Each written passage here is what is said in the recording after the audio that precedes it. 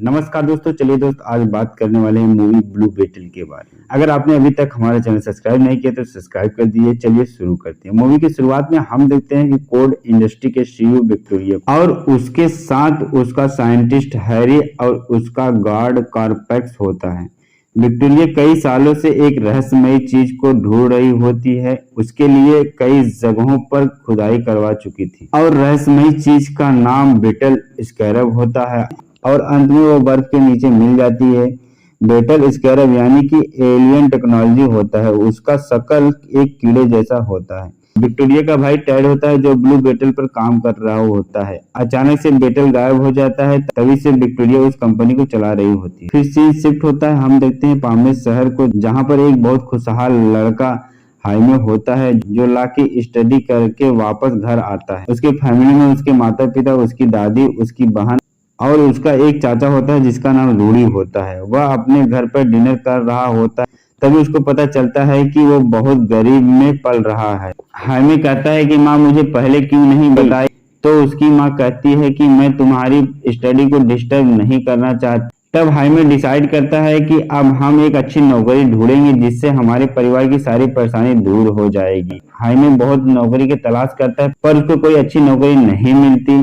तब उसकी बहन उसको नौकरी पर लगा देती है जहां पर वो खुद काम कर रही होती है। हाईवे की बहन विक्टोरिया की कंपनी में काम कर रही होती है, वहीं पर हाईवे को भी लगा देती है। फिर हम विक्टोरिया को देखते हैं जो जेनी से बात कर रही होती है। जेनी यानी कि उसके भाई की लड़की होती है। जेनी विक्टोरिया को एक वीडियो दिखाती है और कहती है अब आपने इस काम को क्यों शुरू कर दिया जब मेरे पिताजी ने कई साल पहले इस काम को बंद कर दिया था। जेनी के पिता एक ऐसी डिवाइस बनाए थे जो एक आर्मी के ऊपर लगा दिया जाए तो उसकी ताकत लाखों आर्मी के बराबर हो जाता है। तब विक्टोरिया कहती है कि अब तुम्हारे पिताजी मर चुके हैं और इस कंपनी की मालिक मैं हूँ, तो मैं चाहे जो काम करूँ, तुम बीच में कौन होते हो इंटरफेयर करने वाले? तुम मुझे नहीं रोक सकते मैं क्या कर रही हूँ क्या नहीं। तब जेनी कहती है कि मैं आपको यह सब नहीं करने दूंगी। दोनों लोगों के बीच में बेटल स्कैरब को लेकर बहस हो रहा होता है। तब बीच में हाईवे आकर टोक देता है तो विक्टोरिया उसे नौकरी से निकाल देती है। तब जेनी कंपनी से जाने लगती है तो हाईवे को अपना नंबर देती है और कहती है कि कल कंपनी में आ जाना, तुम्हें जॉब दिलवा दूंगी। यह सुनकर उसके परिवार वाले बहुत खुश हो जाते हैं। तब अगली सुबह हाईवे तैयार होकर कोड की कंपनी में आता। जेनी सबसे छुप छुपा के कोड की प्रयोगशाला में प्रवेश कर जाती है। तब हाईवे रिसेप्शन काउंटर पे आता है। वहां पर एक लेडी होती है तो उससे बोलता है कि मुझे जेनी से मिलना है। तो लेडी कहती है कि आप इंतजार करिए, वो थोड़ी देर के बाद आपसे मिलेंगी। तब जेनी प्रयोगशाला में स्कैरब को चुरा लेती है और उसको एक बर्गर के डिब्बे में रख देती है ताकि उसे कोई जान न पाए कि इसके अंदर स्कैरब है। तब ये हाईवे जेनी को देख लेता है और जेनी का पीछा करने लगता है। इधर विक्टोरिया का साइंटिस्ट देखता है कि स्कैरब नहीं है तो उसका दिमाग खराब हो जाता है, वो बहुत ज्यादा परेशान हो जाता है। फिर वह सभी गार्ड को सूचित कर देता है कि किसी को बाहर न जाने दो। तब हाईवे जेनी से मिल जाता है और अपने जॉब के बारे में बात करने लगता है। तो जेनी कहती है कि इसके बारे में हम बाद में बात करेंगे, लेकिन हाईवे बार बार उसको रोकता है और जॉब के बारे में पूछता रहता है। तभी जेनी देखती है कि गार्ड आ रहे हैं। तब जेनी हाईवे को बर्गर वाला डिब्बा दे देती है और कहती है इसको खोलना मत जब तक मैं ना कहूँ। तो हाईवे कहता है ठीक है। तब वह बर्गर का डिब्बा घर लेकर आता है तो उसके घर वाले सब लोग बहुत ज्यादा नाराज होते हैं क्योंकि उसको जॉब नहीं मिलती है। उसके घर वाले उस डिब्बे को खोलने के लिए प्रेशर करते हैं पर हाईवे नहीं खोलता था, लेकिन बार बार प्रेशर करने पर हाईवे उस बर्गर के डिब्बे को खोल देता है। जब उसके घर वाले स्कैरब को देखते हैं तो उसको खिलौना समझ के खेलने लगते हैं सब लोग। उस स्कैरब को हाईवे लेता है तो तुरंत वह एक्टिव हो जाता है और उसके मुंह पर चिपक जाता है। देखते ही देखते हाईवे का पूरा शरीर ब्लू बेटल का रूप धारण कर लेता है। उसके परिवार वाले हाईवे को देखकर बहुत परेशान हो जाते हैं। उसके शरीर से स्कैरब हटाने की बहुत कोशिश करते हैं पर वो नहीं निकलती। हाईवे छत को तोड़कर आसमान में निकल जाता है और आसमान से सीधा समुद्र में। उसके बाद रोड पे बस आ रही होती है जिससे वह टकरा जाता है तो बस के दो टुकड़े हो जाते हैं। तब इस सिस्टम से आवाज आती है कि चेकिंग की प्रक्रिया पूरी हुई, आप पूरी तरह से सुरक्षित हैं। हाईवे वापस अपने घर पर आ जाता है ब्लू बेटल का रूप धारण करने के बाद उसका कपड़ा पूरी तरह से जल जाता है और एकदम नंगा हो जाता है। तो वो तुरंत अपने कमरे में जाता है, कपड़ा पहन रहा होता है, तभी वो अपनी पीठ को देखता है तो उसके पीठ पर स्कैरब चिपका हुआ होता है। हाइमे डरने लगता है, वो तुरंत जेनी के पास जाता है। जेनी किसी से छुप रही होती है तो हाइमे उसको तुरंत अपने कार में बैठा लेता है और घर लेकर आता है। उसके बाद स्कैरब के बारे में पूछता है तो जेनी कहती है कि इसे मेरे पापा को बचपन में दिया गया था। ये तबाही मचाने वाला एक हथियार है, लेकिन ये उसी से एक्टिव होता है जिसे वो खुद चाहता है। हाइमे कहता है कि तो हम इस चीज से छुटकारा कैसे पाएंगे? तो जेनी कहती है कि एक जगह है जहां से इसके बारे में कुछ जानकारी मिल सकती है, लेकिन वहां जाना बहुत मुश्किल है। वहां पर बहुत सारे गार्ड और सीसीटीवी कैमरे लगे होते हैं। वहां पर जाना खतरों से खाली नहीं है, क्योंकि उसकी चाबी कोड इंडस्ट्री की बिल्डिंग में है। तब हाइमे का अंकल रूडी कहता है कि हम है तो क्या गम है, हम है, बाकी सब पानी कम है, उसका तुम टेंशन ना लो, क्योंकि रूडी एक खुद साइंटिस्ट था। फिर हाइमे के अंकल रूडी कोड के बाहर आकर सारे सीसीटीवी कैमरे को बंद कर देते हैं। इतनी देर में जेनी वहां से एक स्मार्ट वॉच चुरा लेती है। दरअसल वो स्मार्ट वॉच उसके पिताजी का होता है। तभी सीसीटीवी कैमरा खराब होने की सूचना सभी को पता चल जाती है, लेकिन उन दोनों को निकलते समय उनके सामने कैरेपेक्स आ जाता है। जैसे ही वो जेनी पर हमला करता है वैसे ही हाइमे उसको रोक देता है और फिर हाइमे कैरेपेक्स को मारकर दूर फेंक देता है। फिर कैरेपेक्स अपने सिस्टम को एक्टिव करता है। दरअसल विक्टोरिया ने इसके अंदर भी ब्लू बेटल जैसा पावर दे रखी थी।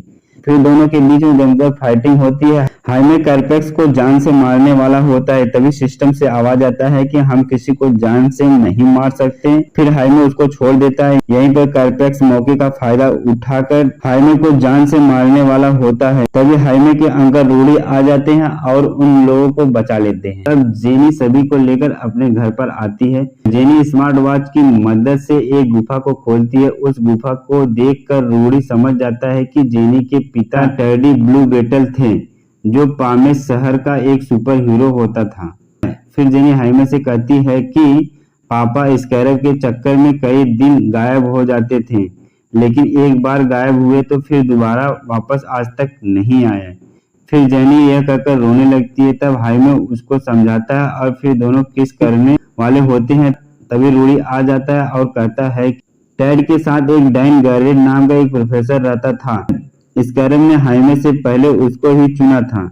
स्कैरब जिससे जुड़ता है तो वो कभी अपनी मर्जी का करता है तो कभी जिससे जुड़ा होता है उसकी मर्जी का काम करता है, क्योंकि स्कैरब के पास भी दिमाग होता है। यह एक एलियन टेक्नोलॉजी है। तब रूडी हाइमे को बताता है कि स्कैरब डैन गैरेट के मरने के बाद ही उसको छोड़ा था, तो ऐसा भी तुम्हारे साथ हो सकता है। सुनकर हाइमे बहुत उदास हो जाता है। वो सोचने लगता है कि अब स्कैरब हमेशा मेरे साथ रहेगा। तब रूडी उसको समझाता है और उसको मोटिवेट करता है और कहता है कि जो भी होता है अच्छे के लिए होता है, हम सब तुम्हारे साथ हैं। तभी जेनी एक हेलीकॉप्टर देखती है तो वो बताती है कि यह हेलीकॉप्टर विक्टोरिया की है और वह हेलीकॉप्टर हाइमे के घर की तरफ जा रहा होता है। तब हाइमे ब्लू बेटल बनने की कोशिश करता है पर बन नहीं पाता।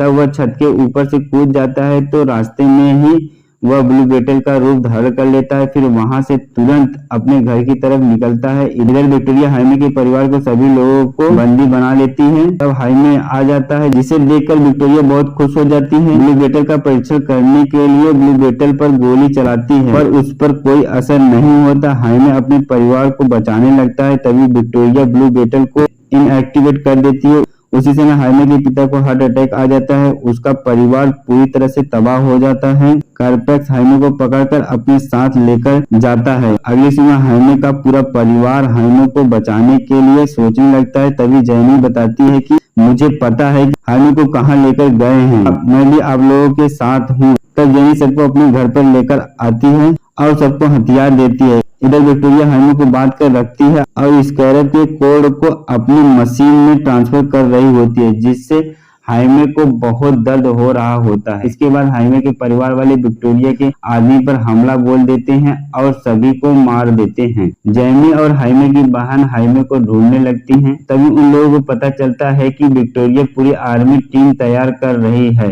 इधर हाई में कोड ट्रांसफर होने की वजह से वो बेहोश हो जाता है। तब वह अपने पिता के आत्मा से मिलता है तो उसके पिता कहते हैं कि बेटा, यह स्कैरब नसीब वालों को मिलता है, इसे व्यर्थ मत जाने देना, इसका सदा सदुपयोग करना। इतने में उसके पिता गायब हो जाते हैं। तब हाइमे स्कैरब की तरफ कूदता है। इतने में ट्रांसफर 100% कंप्लीट हो जाता है। तब कैरेपेक्स का पूरा ओमेग के रूप में आने लगता है। हाइमे स्कैरब को टच करता है लेकिन वो ब्लू बेटल के रूप में नहीं आता। विक्टोरिया का साइंटिस्ट हाइमे को वहां से भगा देता है तो कैरेपेक्स उसको जान से मार देता है। विक्टोरिया के गार्ड जैसे हाइमे को गोली मारने वाला होता है तभी उसकी दादी बचा लेती है। जाको राखे साइया मार न सके कोई, मतलब कि ऊपर वाला जब चाहेगा तभी कोई किसी को मार सकता है, अदरवाइज उसको नहीं मार सकता। इधर कैरेपेक्स हाइमे की बहन को मारने वाला हो तो हाइमे ब्लू बेटल के रूप में आके उसे बचा लेता है।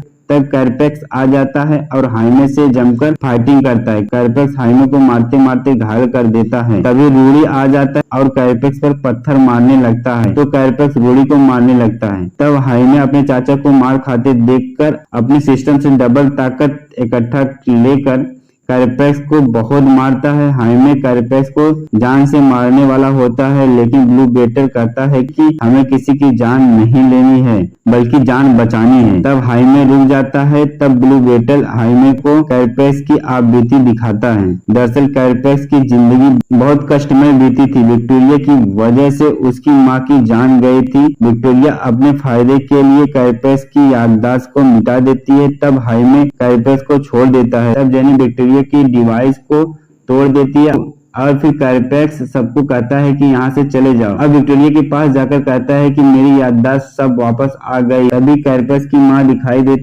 कैरेपेक्स को अपने पास बुलाती है। तब कैरेपेक्स विक्टोरिया को घसीटते हुए लेकर आता है। थोड़ी देर के बाद वहां पर उसका सूट ब्लास्ट कर जाता है जिससे पूरा द्वीप उड़ जाता है। जेमी, हाइमे और उसका परिवार समय रहते वहां से निकल जाते हैं और सब लोग बच जाते हैं। इधर जेनी कोड की कंपनी की सीईओ बन जाती है और हथियार बनाने वाली सारी व्यवस्थाएं को बंद कर देती है। हाइमे का पूरा परिवार एकदम खुश होता है और उसके मोहल्ले वाले भी पूरी तरह से खुश होते हैं। फिर जेनी घर जाने लगती है। तब हाइमे कहता है कि कहाँ जा रही हो तो जेनी कहती है कि घर जा रहे हैं। हाइमे कहता है कि मैं तुम्हें ड्रॉप कर दूं। फिर दोनों किस करने लगे। हाइमे ब्लू बेटल का रूप धारण करके जेनी को ऊपर लेकर उड़ जाता है। इधर टैड के लैब में एक संदेश आता है जो खुद टैड का होता है। वो कहता है कि जिसने मेरा कंप्यूटर ऑन किया है वो मेरी बेटी जेनी को एसएमएस दे दे कि मैं टैड अभी जिंदा हूँ। और यहीं पर मूवी समाप्त हो जाती है। दोस्त, अगर मूवी का एक्सप्लेनेशन अच्छा लगा हो तो चैनल को सब्सक्राइब करिएगा, बेल आइकन दबा दीजिएगा ताकि सबसे पहले नोटिफिकेशन आप तक पहुंच सके। अभी के लिए tata, bye bye, take care.